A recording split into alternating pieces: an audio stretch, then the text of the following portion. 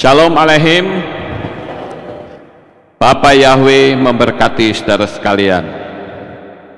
Pada pagi ini saudara-saudara, saya akan menyampaikan satu materi yang kali ini kita akan membahas apa yang ada dalam kitab suci, yaitu kita buka di dalam kitab Lukas pasal 16 ayat 16. Saya akan bacakan dari dua versi, versinya LAI dan versinya ILT. Saya akan bacakan ya. Saya mulai dari LAI dulu. Hukum Taurat dan kitab para nabi berlaku sampai pada zaman Yohanes. Dan sejak waktu itu kerajaan Elohim diberitakan dan setiap orang yang menggagahinya berebut memasukinya. Kalau kita lihat di ayat ini, saudara-saudara, maka kita menemukan sebuah pemikiran bahwa sejak datangnya Yohanes, maka Torah itu tidak berlaku lagi. Sekarang kita baca di versi ILT. Torah dan para nabi ada sampai Yohanes. Dari sejak itulah kemudian kerajaan Elohim diberitakan dan setiap orang memaksa masuk ke dalamnya. Sampai di sini. Sekali lagi, di ayat-ayat ini saudara-saudara akan mendatangkan image atau sebuah gambaran bahwa Torah memang sudah tidak berlaku. Lalu kalau Torah tidak berlaku, kita mau pakai hukum yang mana? Kalau Torah tidak berlaku, kita mau pakai aturan yang mana? Sementara Yeshua tidak pernah menghapus Torah. Kalau saudara baca di ayat 17-nya, ya, jadi kalau membaca jangan satu ayat. Kita lihat di ayat 17-nya, namun adalah lebih mudah langit dan bumi berlalu daripada satu keraya Torah gagal. Atau di dalam teks LAI dikatakan lebih mudah langit dan bumi lenyap daripada satu titik dari hukum Taurat batal. Artinya batal atau tidak? Ya tidak, ya Bapak Ibu. Lalu kenapa bisa orang memiliki image bahwa Torah itu tidak berlaku lagi? Nah, saya akan coba untuk menerangkan ini pelan-pelan. Saya berharap saudara bisa memahaminya. Oke, sekarang saya akan bacakan di dalam teks berbahasa Yunani, karena teks Yunani ini kan sebagai andalan dari orang Kristen pada umumnya. Oke, saya ikutin alurnya. Ya, saya bacakan dalam teks Yunani dan teks dari New International Version tahun 1984. Saya baca dulu.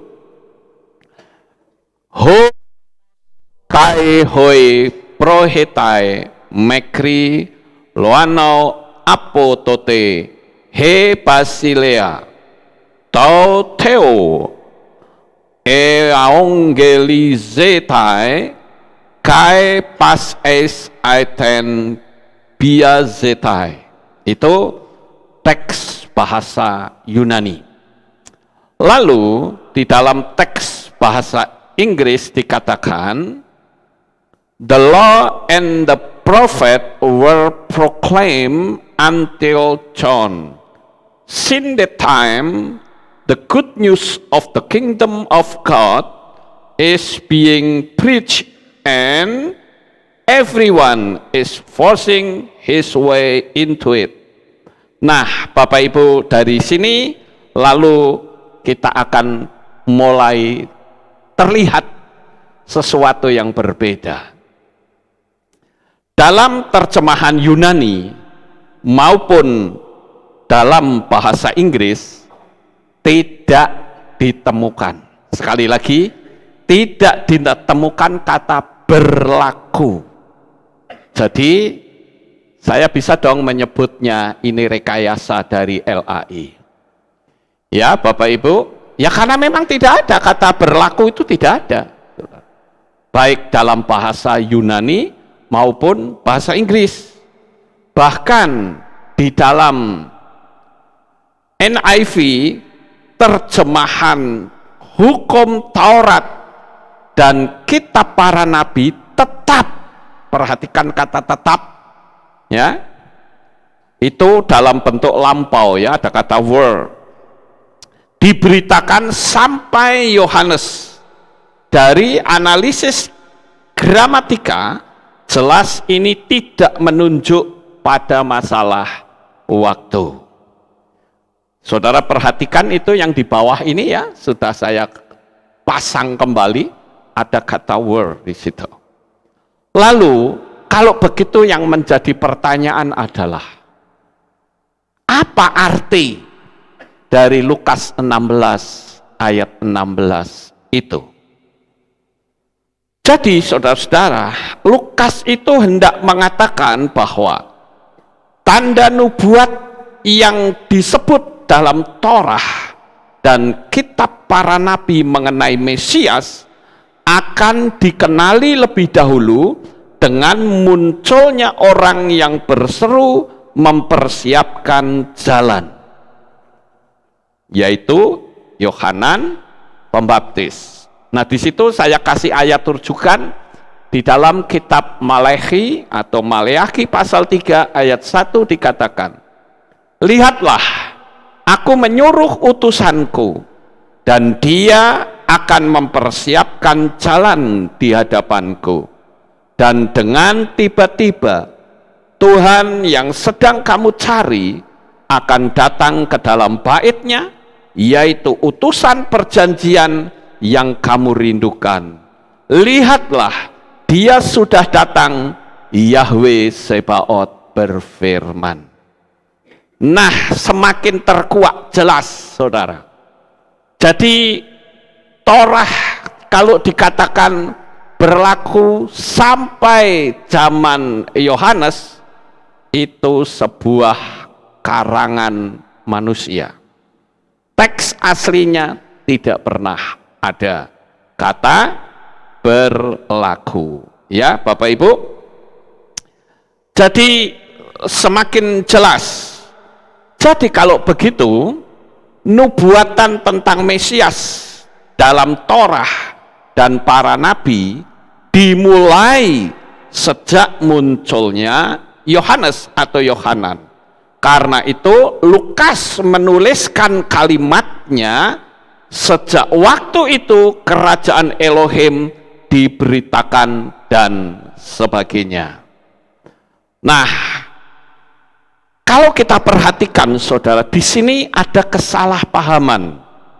Ya, maka di sini saya tulis, ya, ini misunderstanding created, rift gap, differences avoided. Kesalahpahaman menciptakan keretakan, kesenjangan, perbedaan. Hindarilah. Saya bahkan menyebut inilah yang disebut dengan replacement theology atau teologia pengganti. Nah, Bapak Ibu yang terkasih, jika Torah itu sudah expired atau Torah itu sudah tidak berlaku, seharusnya Lukas akan berkata, sejak saat itulah Torah tidak berlaku lagi. Tapi faktanya Lukas tidak berkata begitu, saudara. Hanya teks LAI saja yang ada seperti itu. Sementara teks dalam bahasa dalam bahasa Yunani dan bahasa Inggris tidak ditemukan.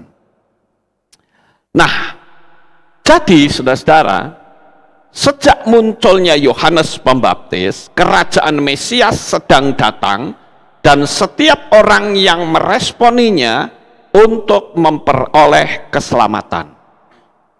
Jadi Torah itu justru berbicara tentang munculnya Mesias. Begitu Yohanes Pembaptis itu berteriak-teriak di padang gurun, itulah sebagai tanda akan datangnya Mesias. Sampai di sini bisa dipahami, Bapak Ibu? Ya. Jadi kita lihat betapa hebatnya Torah. Satu-satunya kitab di dunia ini yang tidak pernah memiliki versi kedua. Sekali lagi, Torah itu tidak pernah memiliki versi kedua. Padahal kalau kita lihat khususnya terjemahan baru atau dalam teks Yunani itu banyak sekali terjemahannya, saudara. Ribuan tahun bahkan ratusan ribu huruf, tidak satu pun yang berubah sampai hari ini. Ini hebatnya Torah. Lah kok Torah sampai tulisannya saja tidak berubah kok? Orang dengan mudahnya berkata Torah tidak berlaku. Kalau tidak berlaku lalu memakai aturan dari mana? Padahal kalau kita lihat di dalam perjanjian baru memiliki 5.778 versi Yunani, belum lagi versi bahasa-bahasa lain, dan tiap tahunnya saja berbeda. LAI saja sudah mengubah beberapa kali terjemahannya. Tetapi Torah dia tidak pernah berubah. Dari sejak zaman Mose dulu. Ya, karena Mose kan yang nulis Torah, bukan? Sampai hari ini Torah tetap dijaga. Makanya di Israel itu ada yang namanya sofer, ya. Sofrim itu orang yang menulis Torah. Itu kalau orang nulis Torah, ya, kita kan waktu yang lalu sempat ke Kabalah, ya Bapak Ibu, di kampung Sefat. Kita lihat bagaimana kita diterangkan cara mereka menulis Torah. Mereka tulis dengan sangat teliti sekali. Sebutlah 5 kitab Mose itu sudah hampir selesai, tinggal 10 huruf. Tapi ternyata waktu nulis dia batuk, kecelonteng sedikit, saudara. Maka itu tidak bisa ditip X, nggak bisa ditutup, nggak bisa disetip atau dihapus.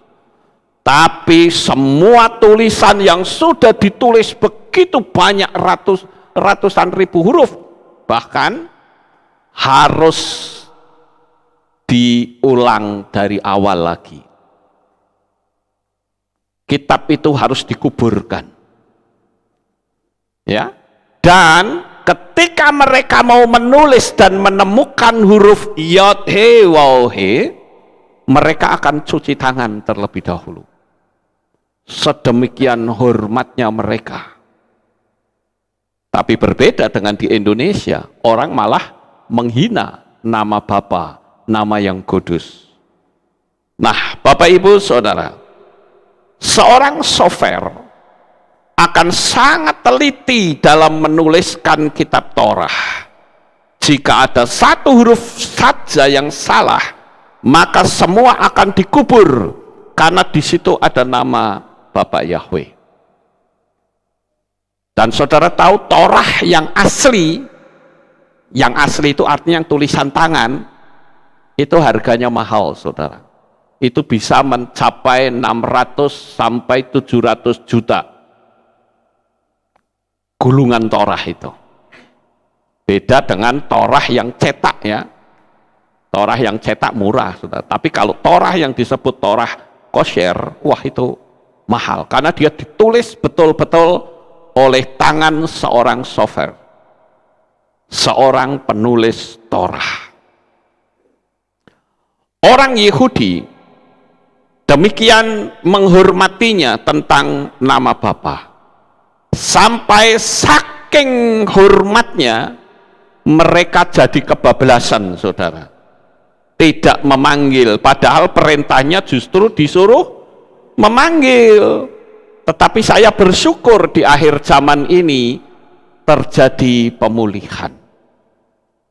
Orang-orang Yahudi yang tadinya tidak berani memanggil, mereka mulai berani, walaupun agak sedikit takut-takut karena dianggap melanggar budaya. Tapi seharusnya kita itu tunduk kepada firman Tuhan, bukan kepada budaya, bukan kepada apa kata pendeta, apa kata organisasi, ya Bapak Ibu.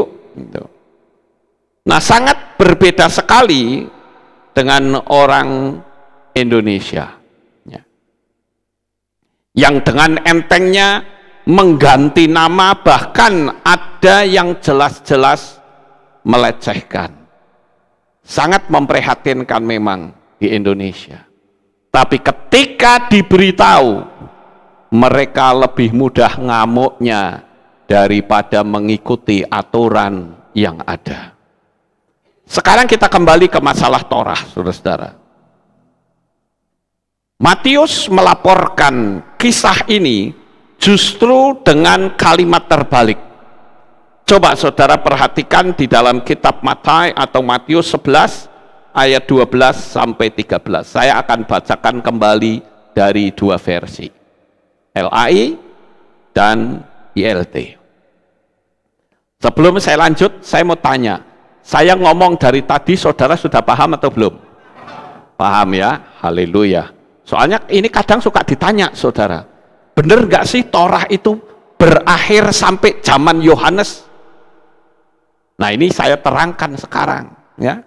Oke, sekarang saya baca Matius 11, 12, 13.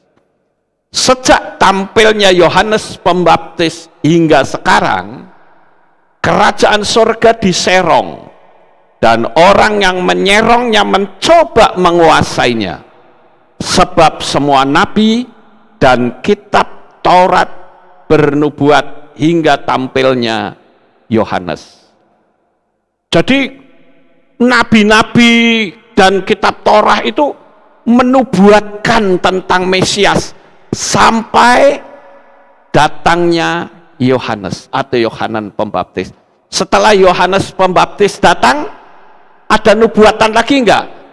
Enggak ada lah, Yesuanya datang kok, mau nubuat apa lagi? Kan dia sudah menggenapi kedatangannya. Amin. Saya baca dari ILT. Dan dari masa Yohanes Pembaptis sampai sekarang, kerajaan surga menderita kekerasan dan para pelaku kekerasan mencengkeramnya. Sebab seluruh kitab para nabi dan Torah telah bernubuat sampai Yohanes. Nubuat apa, saudara? Nubuat tentang datangnya Mesias. Nubuat tentang datangnya Yesua. Lah kalau Yesua sudah datang, nubuat lagi enggak? Ya tidak, wong sudah digenapi kok.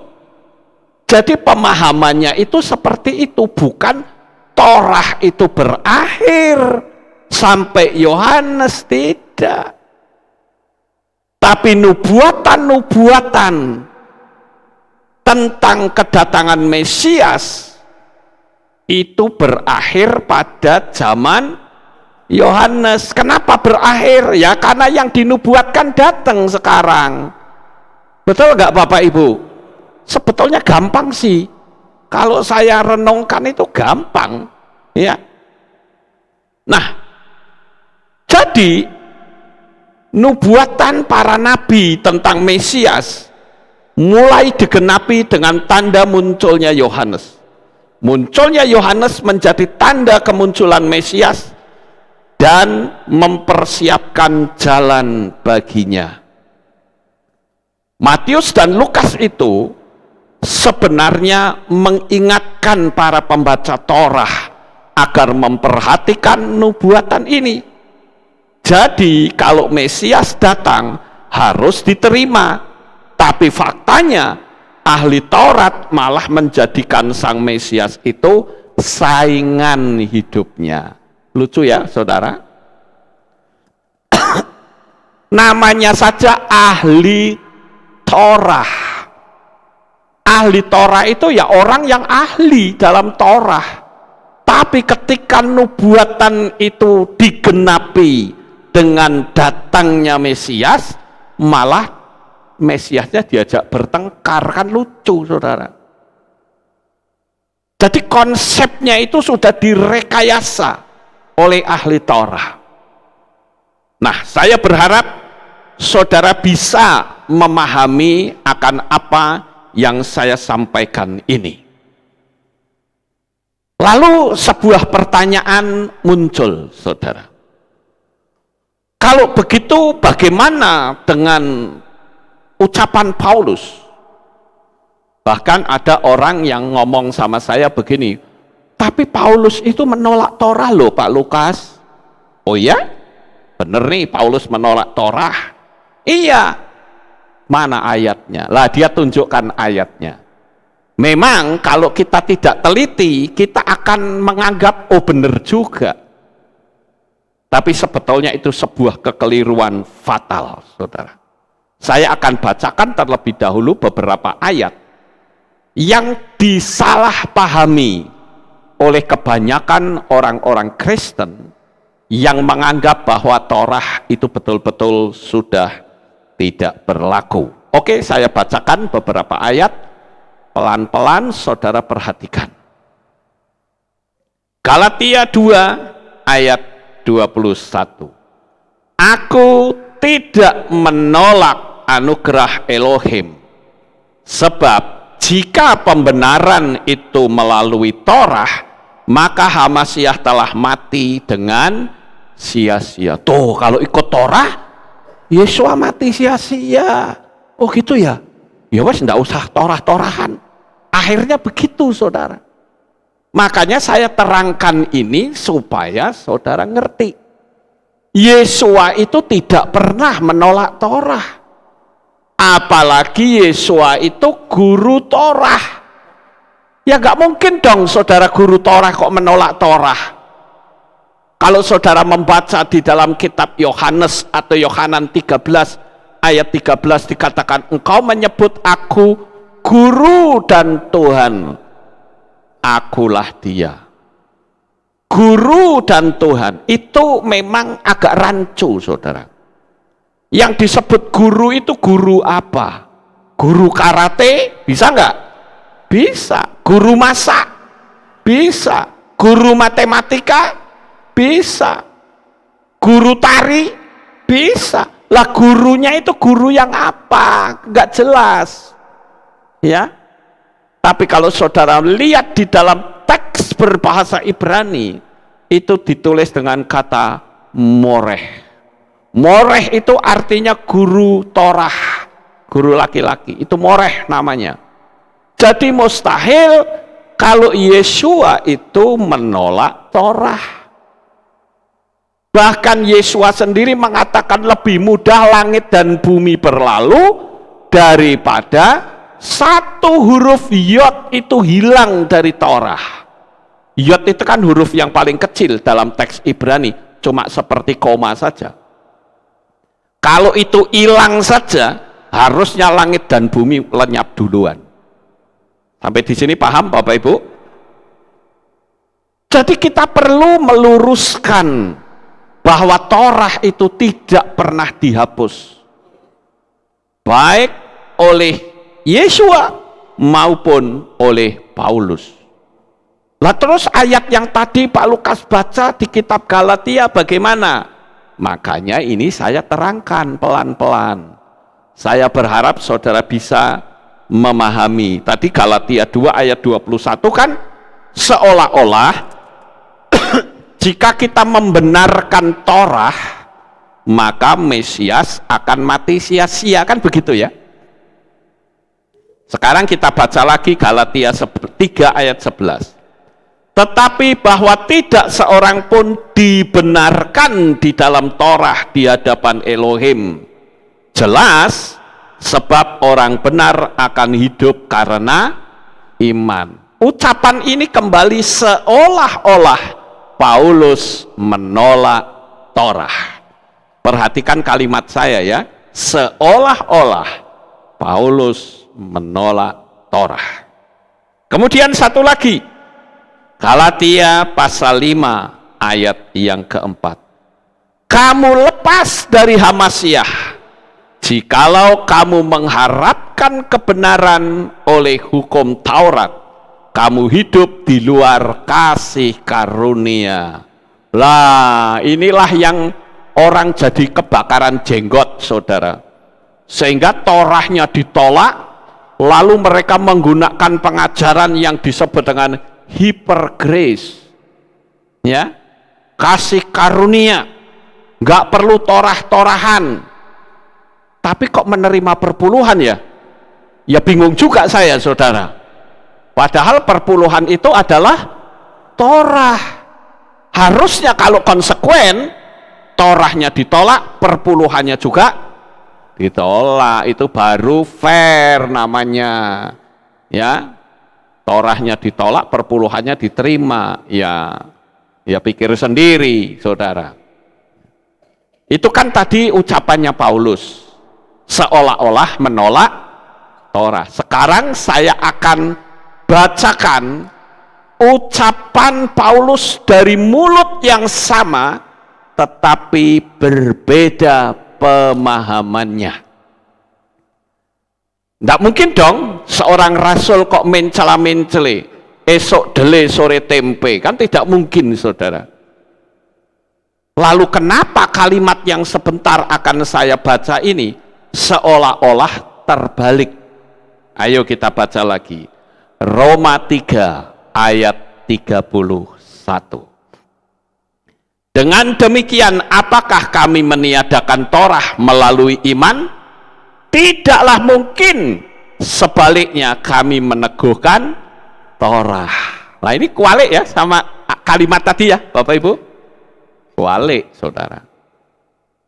Tapi mungkinkah Paulus kok ngomong bisa bolak-balik kayak begini? Lalu pertanyaannya adalah kenapa dan ada apa dengan Paulus? Nah ini yang saya terangkan supaya paham. Begitu loh. Baca lagi Roma 7 ayat 12. Demikianlah sesungguhnya Torah itu kudus, dan perintah itu pun kudus dan adil dan baik. Lah kalau kudus, adil dan baik kok disingkirkan? Kan tidak mungkin, saudara. Ya toh? Kira-kira saudara bisa nangkep nggak saya ngomong ini? Ya. Kan nggak mungkin Paulus ngomong Torah itu kudus, Torah itu adil dan baik, tapi kalau kamu ikut Torah, kamu akan binasa. Kan nggak mungkin, saudara. Sekarang saya bacakan lagi pasal 7 ayat 14. Sebab kita telah mengetahui bahwa Torah adalah rohaniah, sedangkan aku adalah jasmaniah yang terjual di bawah dosa. Lah kalau disebut Torah itu adalah rohani, mosok Torah dibuang, Torah tidak berlaku? Ya tidak mungkin. Makanya saya sodorkan ayat-ayat ini yang tidak pernah dibaca oleh orang yang anti Torah.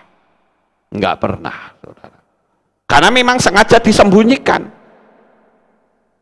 Saya baca lagi Roma 7 ayat 16. Dan jika apa yang aku ingini tidak aku lakukan, maka aku setuju dengan Torah bahwa hal itu baik. Satu ayat lagi, 1 Timotius 1 ayat 8. Dan kita sudah tahu bahwa Torah itu baik apabila seorang menggunakannya dengan secara tepat. Artinya Torah itu baik atau buruk? Baik.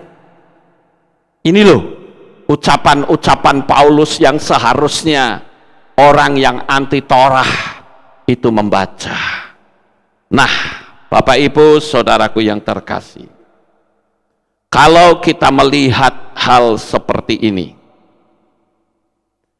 kita perlu bertanya, apa sebabnya Paulus mengucapkan kalimat seolah-olah dia menolak Torah? Begini Bapak Ibu, saya terangkan sekarang. Paulus ini adalah seorang rasul yang dipakai Tuhan untuk memberitakan kepada orang-orang goyim atau bangsa-bangsa non-Yahudi yang hidup mereka jelas tanpa aturan. Orang yang hidupnya tanpa aturan, kalau disuruh hidup tertib bisa atau tidak? Kalau mau bisa, tapi kebanyakan nggak mau, saudara. Mereka itu menurut Paulus itu yang penting masuk dulu, terima Yesua dulu supaya selamat, setelah itu nanti dididik supaya dia mencintai Torah.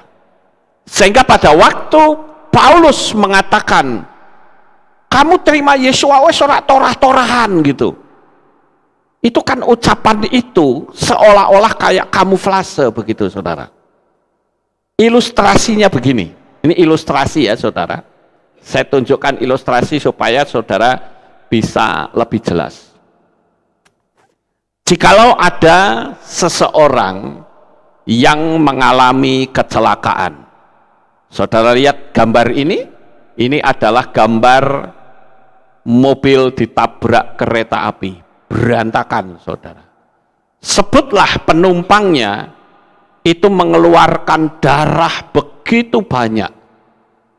Sekarang pertanyaannya adalah, apa yang akan dilakukan oleh tim medis supaya orang itu bisa selamat? Ayo, menurut saudara apa? Transfusi darah, betul saudara. Orangnya ditransfusi darah. Apakah dengan transfusi darah itu diteliti dulu darahnya? Enggak, yang penting darah masukkan dulu. Yang penting orangnya selamat. Ngerti enggak? Nanti kalau ternyata setelah orang itu selamat dan dicek darahnya mengandung hepatitis misalnya, itu gampang diobati. Tapi yang penting orangnya selamat dulu ya. Jadi harus transfusi, diisi dulu, tambahi darahnya. Kalau ternyata nanti ada penyakitnya ya itu gampang lah, nanti diobati, diilangi satu-satu, kan begitu saudara. Lah inilah metode yang dipakai oleh Paulus. Sing penting orang masuk saja dulu, abaikan Torah, karena mereka kan hidup tanpa aturan saudara. Kalau disuruh menggunakan Torah yang aturannya jelimet, mereka akan berkata apa? Kangelan, ikut Yesua saja kok angele, wes ora sidok, pasti kan begitu. Nggak jadilah mumet ikut Yesua, kakean aturan kan gitu. Ngerti nggak? Jadi Paulus ngomong, udah masuk dulu, masuk, abaikan Torah. Nah nanti kalau orangnya itu sudah terima Tuhan, sudah mencintai Tuhan, baru diajarkan untuk mencintai Torah. Namun demikian saudara, kalau saudara perhatikan, ya kalau tidak salah di kitab Maaseslihim pasal 15, di situ Paulus itu disidang oleh para rasul saudara. Jadi dengan kata lain, para rasul yang lain itu keberatan dengan ucapannya Paulus. Kok iso-isone loh kamu ngomong kayak gini? Bahkan nggak usah bicara makanan kosher, semua makanan makan saja. Kan seolah-olah itu ngelawan Torah saudara. Apalagi kita tahu orang-orang goyim kalau disuruh pakai aturan-aturan Torah, mereka pasti belum apa-apa sudah nyerah dulu. Wes ora usah. Kan pasti gitu. Ngerti nggak Bapak Ibu? Makanya Paulus menggunakan metode seperti itu. Tapi metode Paulus ini ditolak oleh para rasul yang lain. Para rasul yang lain termasuk Kefa atau Petrus tidak terima. Lalu dalam sidang itu Paulus ditanya, kamu mau tunduk pada Torah atau tidak? Dan Paulus akhirnya membuat pernyataan bahwa aku tunduk pada Torah. Makanya ngomongnya jadi kebalik, saudara. Torah itu baik, Torah itu kudus, ngerti nggak? Itu setelah Paulus diadili, saudara. Setelah Paulus ditanya oleh para rasul, kamu itu sajane pro sama Torah atau menolak Torah, gitu. Sampai di sini saudara bisa paham ya? Saya berharap saudara bisa paham. Sehingga tidak ada lagi orang yang berpikir bahwa Torah itu berakhir sampai zaman Yohanes. Salah. Yang berakhir sampai zaman Yohanes itu bukan Torahnya, tapi nubuatannya itu berakhir. Nubuat tentang siapa? Tentang Mesias. Kenapa kok berakhir di zaman Yohanes? Lah yang Mesiasnya yang dinubuatkan sudah datang kok, masa mau nubuat lagi? Ya tidak. Gampang ya Bapak Ibu? Gampang saja nih, gitu loh. Nah, sekarang pertanyaannya adalah, apa arti dari ucapan Paulus yang tertulis di dalam kitab Roma pasal 7 ayat yang ke-7. Bunyinya bagaimana? Lalu kita akan mengatakan apa? Apakah Torah itu dosa? Tidak mungkin. Malah aku tidak pernah mengenal dosa kecuali melalui Torah.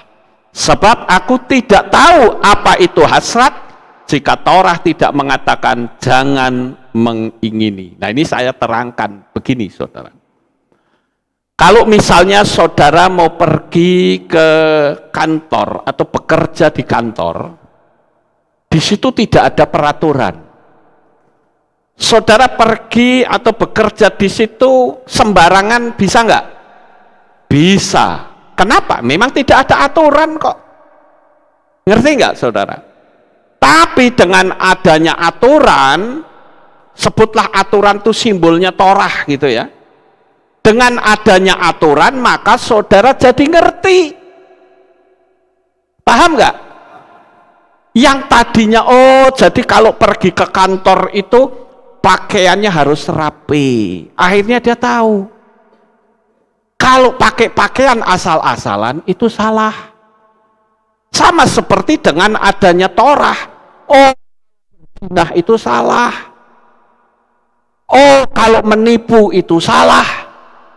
Oh, kalau mencuri itu salah. Ngertinya salah dari mana? Dari Torah. Karena Torah yang ngajari. Sehingga kalimatnya, melalui Torah aku mengenal dosa. Bukan dosa itu muncul akibat Torah. Ngerti nggak Bapak Ibu? Gampang sih saja nih saudara. Tapi karena diputar-putar jadi mumet saudara. Pusing kepalanya. Kalau pusing di Malaysia itu keliling ya. Ya, karena ini kebanyakan orang Malaysia yang nonton. Kita nggak bisa ngomong pusing-pusing. Pusing-pusing itu berarti berputar-putar. Ya. Kalau di sini pusing ya sakit kepala, headache ya. Beda, saudara. Jadi kita lihat di sini bahwa kalimat Paulus yang mengatakan melalui Torah aku mengenal dosa, artinya aku baru tahu bahwa itu adalah dosa, yang ngasih tahu adalah Torah. Lalu sekarang pertanyaannya adalah bagaimana cara menjalani Torah yang benar? Ya ikuti saja Yesua gaya hidupnya. Itulah yang disebut dengan Torah Chaim, Torah kehidupan. Karena kebanyakan orang-orang Kristen selama ini berpikir kalau kita bicara Torah, Oh, berarti kalau kita menghadap Tuhan harus nyembelih domba dulu. Itu konsepnya, saudara. Konsep yang ada dalam perjanjian lama. Tapi sejak Mesias datang ke dunia ini, tidak lagi perlu kita mengorbankan domba, kambing, atau sapi, karena korbannya sudah disediakan oleh Bapa Yahweh sendiri, yaitu Yeshua HaMashiach. Paham nggak Bapak Ibu? Ketidakpahaman itu karena otak kita ada di pikiran lama. Kan Yeshua yang menggenapi. Apakah dengan menggenapi berarti Torahnya itu batal? Ya tidak. Tak kasih ilustrasi lagi yang gampang. Misalnya, saudara mau sekolah. Di sekolah itu peraturannya ketat, saudara. Kalau SMA harus pakai celana panjang yang rapi. Baju dimasukkan. Rambut tidak boleh gondrong. Tidak boleh membawa senjata tajam. Itu kan peraturan, itu Torah itu, saudara. Lalu karena sekolahan itu dekat dengan orang-orang para gangster, kan sulit, saudara. Karena gangster itu biasanya selalu bawa golok, rambutnya gondrong, omongannya berangasan, tapi peraturan itu tidak mengizinkan. Sehingga bisa nggak masuk di sekolah itu? Tidak bisa dong. Tiba-tiba ada orang yang bisa menggenapi itu, saudara. Pakaiannya rapi, perlente, omongannya sopan, rambutnya juga nggak gondrong, nggak membawa senjata api, tidak membawa senjata tajam, dia pandai, dia masuk di sekolah itu, artinya orang ini bisa menggenapi. Paham?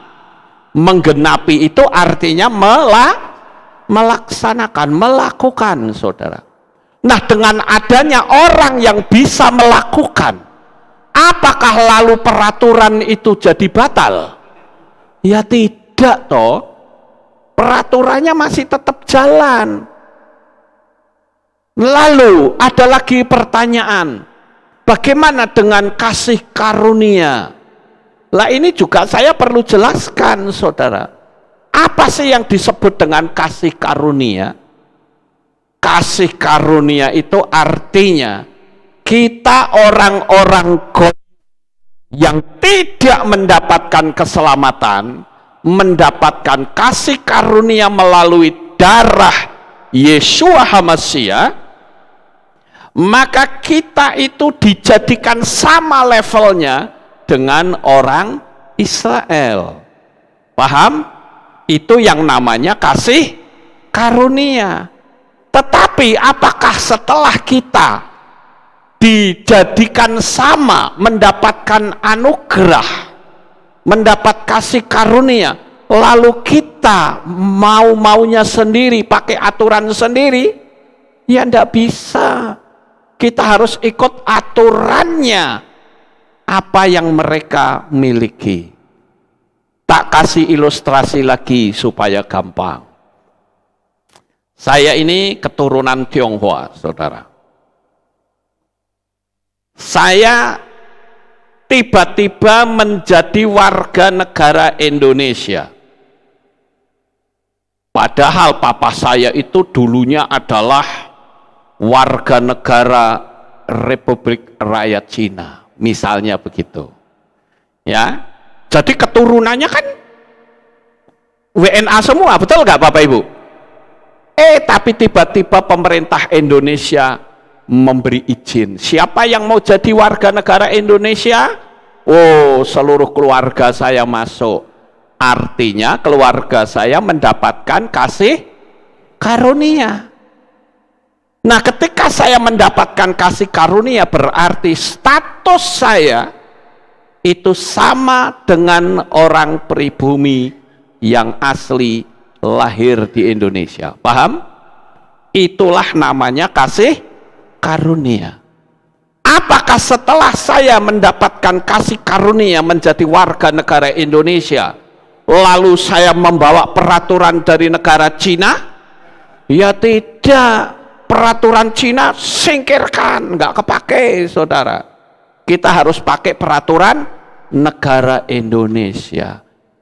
Itulah yang disebut kasih karunia. Sama seperti ketika kita percaya kepada Bapa yang Yahweh, maka yang lama harus disingkirkan. Kenapa kita perlu melakukan baptis pembaharuan? Sekarang ada pendeta yang mulai nyindir-nyindir saya. Apa itu baptis pembaharuan? Ya saya maklum, wong dia nggak ngerti alam roh, saudara.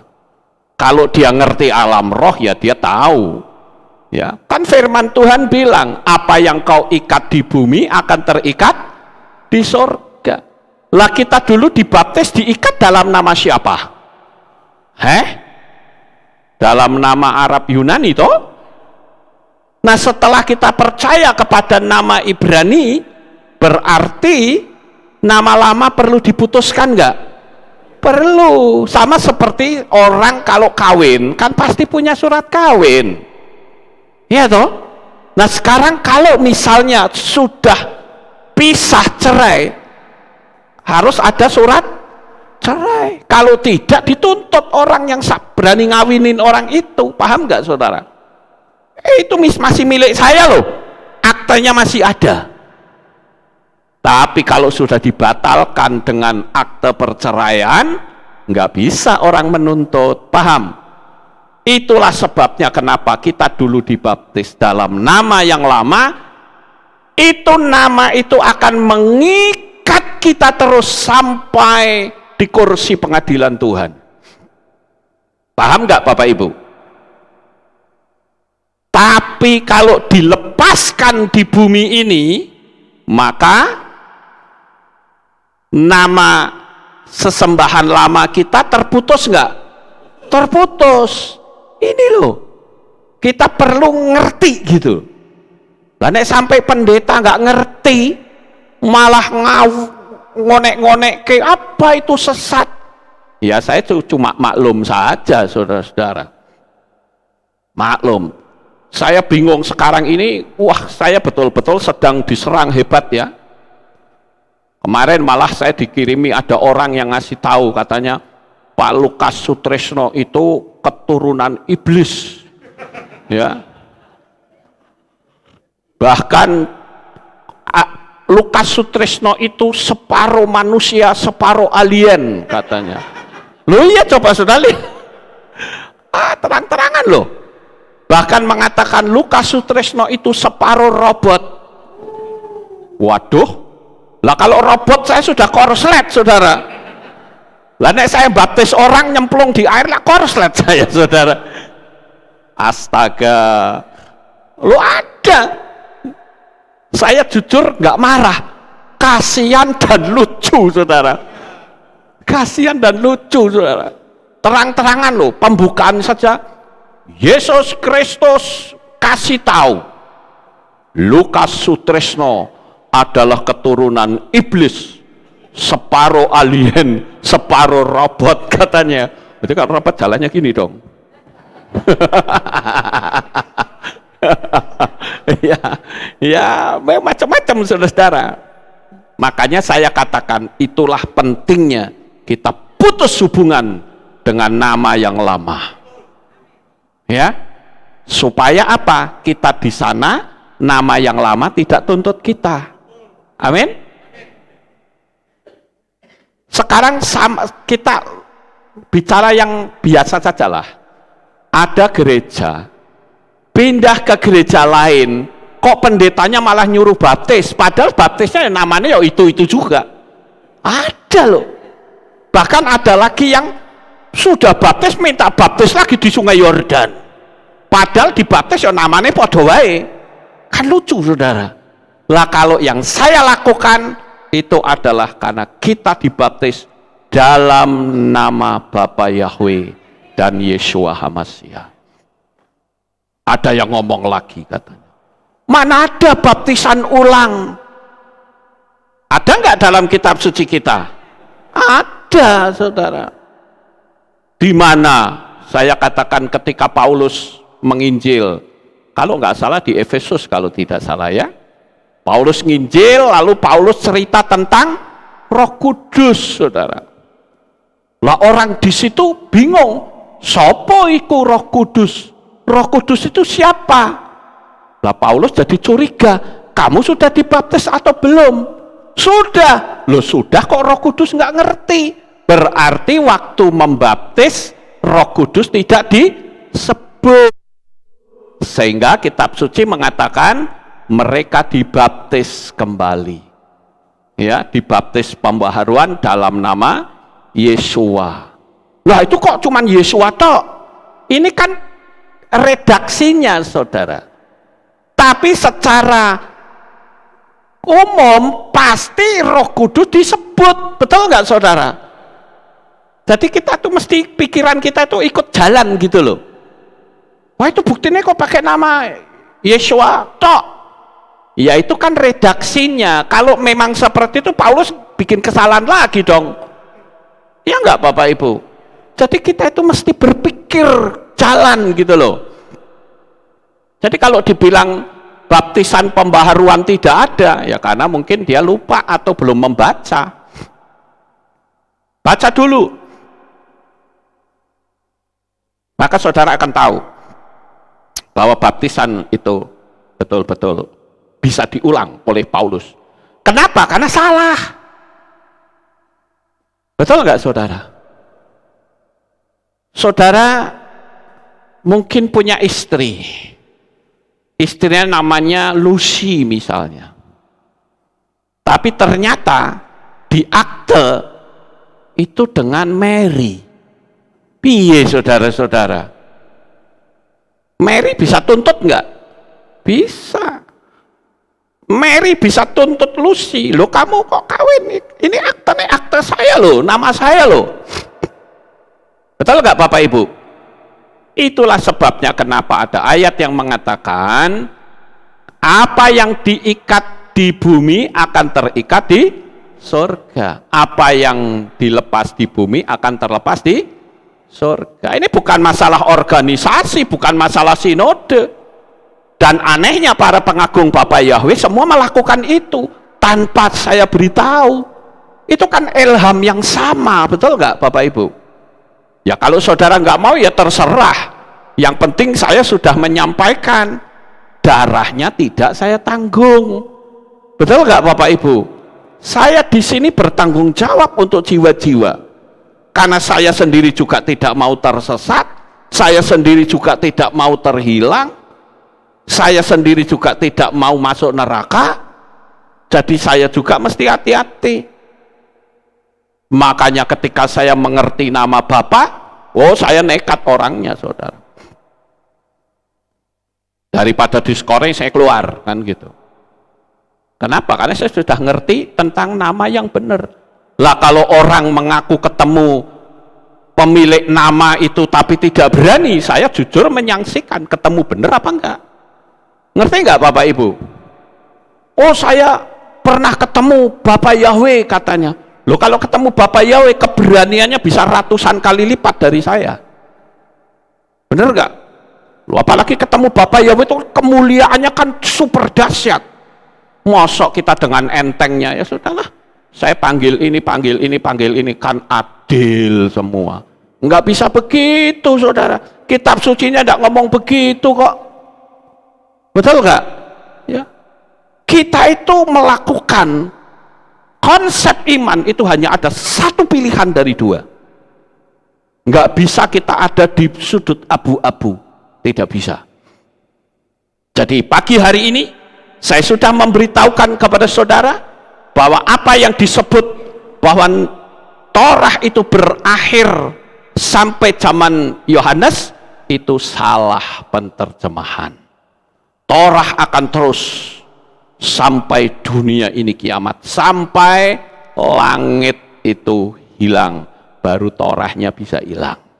Itu yang ngomong Yesua loh, jangan salah ke saya lagi. Nanti dianggapnya Lukas ini gawe-gawe omongan. Loh, yang ngomong Yesua, lebih mudah langit dan bumi berlalu daripada satu huruf yod hilang dari Torah. Betul nggak Bapak Ibu? Jadi hari ini mantapkan dirimu. Dulu waktu saya pertama kali percaya kepada Bapak Yahweh, sudah ada suara yang mengatakan, oh nanti akan digiring ke Torah. Waktu itu saya belum paham, saudara. Saya masih berkata, enggak lah, mosok kami giring ke Torah. Tapi setelah saya mempelajari dengan benar, memang kita harus kembali kepada Torah. Kalau orang bilang Torah tidak berlaku, loh Torah tidak berlaku. Lah Anda ini menghormati orang tua atau tidak? Hormatilah ayah dan ibumu, itu kan Torah, betul nggak Bapak Ibu? Ya kalau Torahnya ditolak berarti kan kita menolak menghormati orang tua. Jangan membunuh, itu kan artinya itu kan Torah, betul nggak saudara? Cuman ketika Yesua datang ke dunia ini, Torahnya disempurnakan. Dengan disempurnakan Torahnya itu makin sulit loh. Jangan membunuh. Kategori membunuh itu kalau kita menghilangkan nyawa orang. Tapi ketika Torah itu disempurnakan, kita membenci orang saja sudah disebut membunuh, saudara.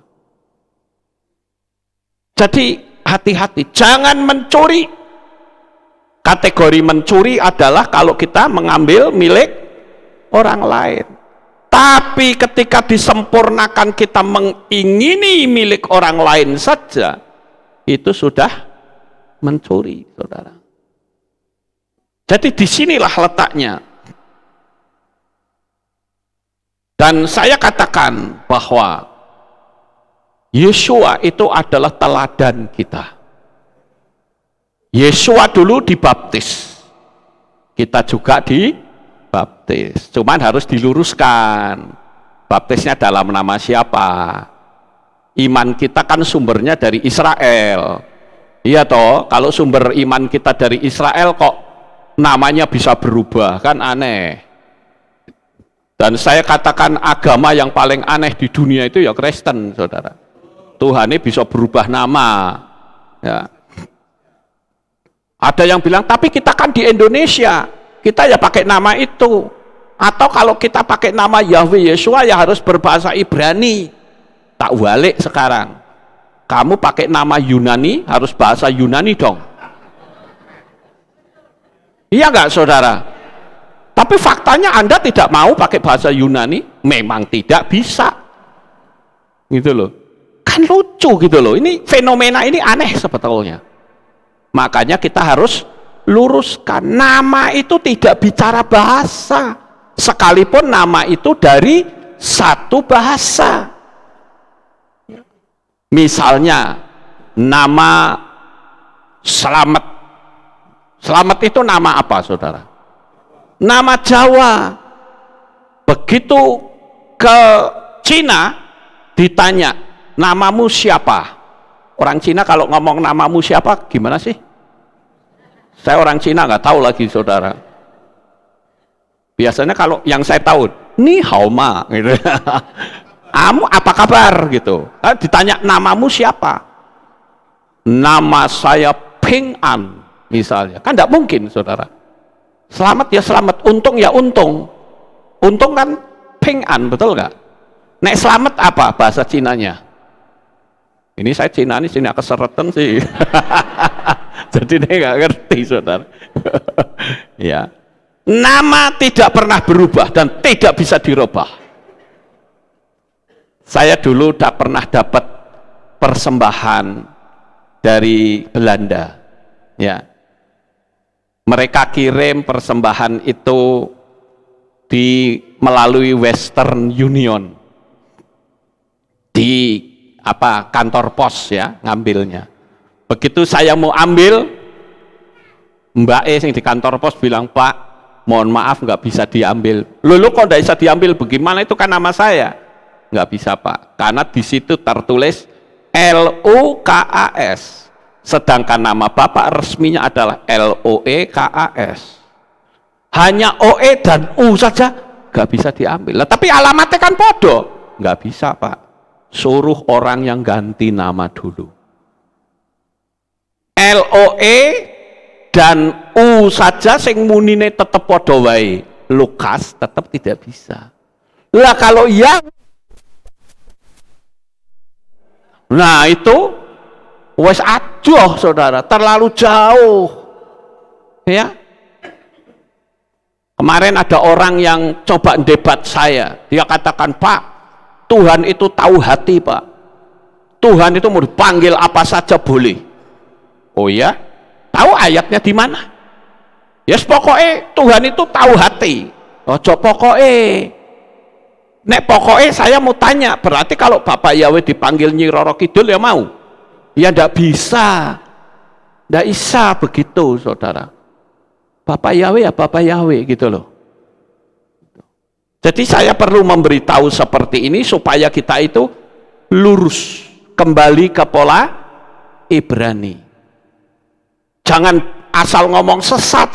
Anda tahu gak sih artinya sesat?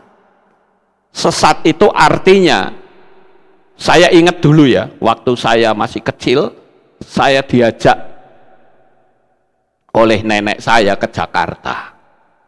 Nah, begitu saya turun, ternyata rombongan saya sudah masuk gang. Loh, kok hilang kabeh? Tersesat saya, saudara. Nggak bisa ngikutin mereka. Nggak bisa kembali ke tempat keluarga famili saya. Nangis saya kejar di situ. Oh, namanya si bocah cilik, saudara.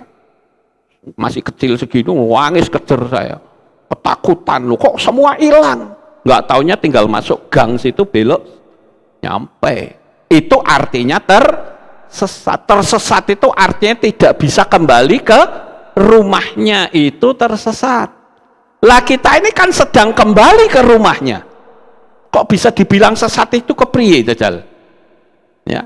Jadi hari ini saya yakin, teguhkan hati saudara bahwa pegangan hidup kita adalah Yeshua HaMashiach sebagai Torah Hayim. Sukses besar untuk saudara. Bapak Yahweh memberkati. Haleluya. Kita tunduk kepala, kita berdoa. Terima kasih Bapak. Pagi ini kami telah mendengarkan renungan firman. Kami tahu bahwa Torah akan terus berjalan sampai Yeshua datang, bahkan sampai dunia ini kiamat. Oleh karena itu pimpin kami untuk hidup dalam kebenaran firman-Mu. Terima kasih Bapa. Inilah doa yang kami naikkan di dalam nama Adonai Yeshua HaMashiach. Kami berdoa. Amin. Haleluya. Kita akan dengar pengumuman. Shalom. Berjumpa kembali dalam Aleph Tau Update News. Berikut pengumuman minggu ini. Berita Lelayu. Telah pulang ke rumah Bapak Yahweh, Ibu Uwuh, dalam usia 77 tahun. Meninggal pada hari Kamis, 3 November 2022, pukul 7:30 malam, waktu Indonesia Barat. Dan telah dimakamkan pada hari Jumat, 4 November 2022, di TPU Candi Nambangan. Telah tersedia kalender tahun 2023. Bagi jemaat yang ingin memiliki kalender tersebut, dapat menghubungi kantor Kehilat. Keluarga besar Kehilat Aleph Tau mengucapkan Yom Holedet Sameach bagi Bapak Ibu Saudara yang berulang tahun di bulan ini. Kiranya berkat, anugerah, dan sukacita selalu melingkupi saudara. Demikian pengumuman minggu ini. Sukses besar bagi saudara. Bapak Yahweh memberkati. Amin. Itulah pengumumannya, saudara-saudara. Dan sebelum kita akhiri kebaktian kita, saya mengundang saudara yang berulang tahun di bulan November, silahkan maju ke depan. Kita akan berdoa untuk saudara yang berulang tahun supaya Bapak Yahweh memberkati memberikan hikmat, akal budi, berkat dan mujizat. Silakan maju ke depan. Haleluya. Yang tidak berulang tahun, kita bangkit berdiri, kita akan berdoa bersama, arahkan tangan saudara ke depan.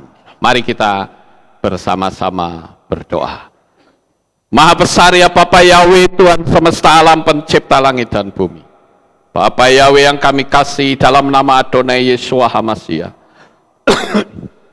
Pada pagi ini sebelum kami pulang ya Tuhan, saya berdoa secara khusus untuk anak-anak-Mu yang berulang tahun.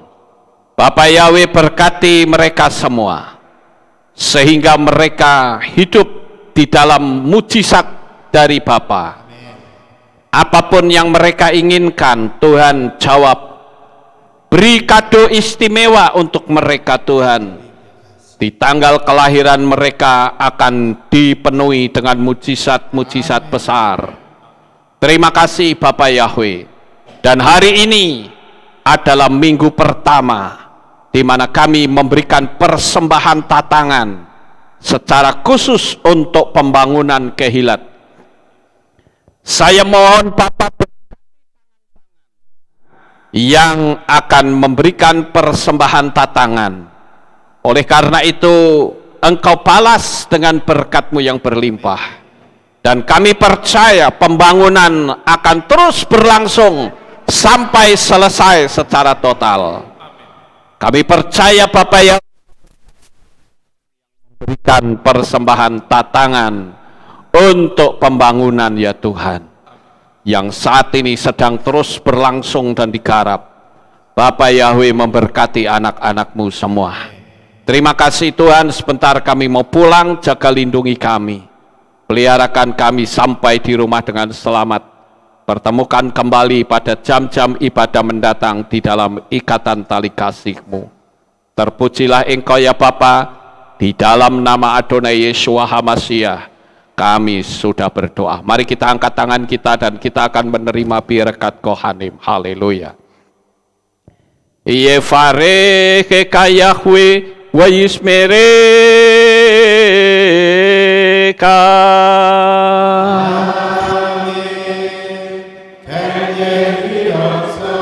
Yair Yahweh panau eleka. Wihuneka.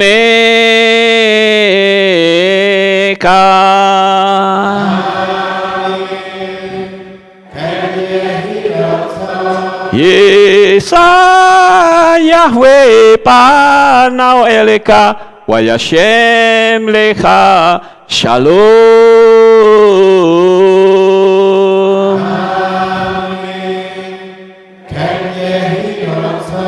Baruk ataba er ufaruk ataba saleh. Engkau akan diberkati di kota dan kau akan diberkati di ladang. Baruk peripit nih kau friatmat kau free fahim teka shikar ala peka westeroconeka.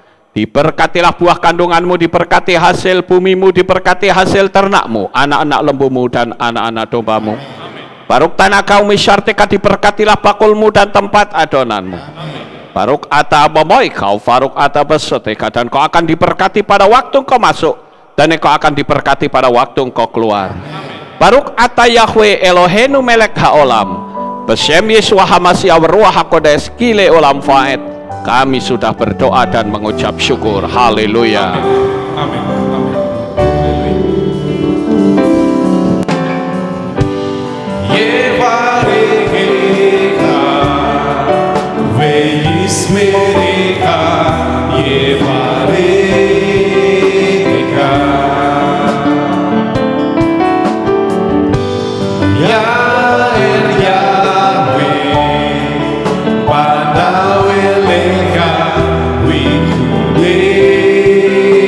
God.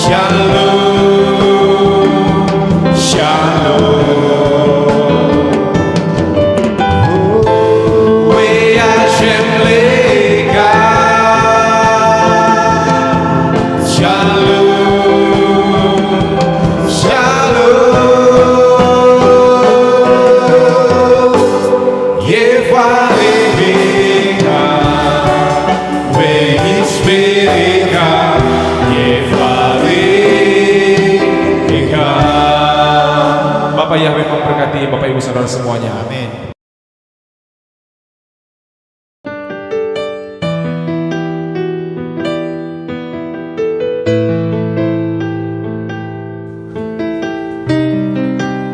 Segala pujian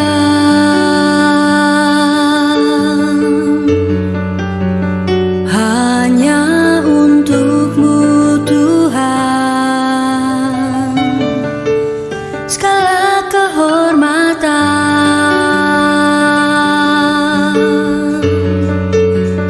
juga punya-Mu Tuhan. Dari puncak tertinggi sampai lembah terlandai, semua karya kasih cinta-Mu,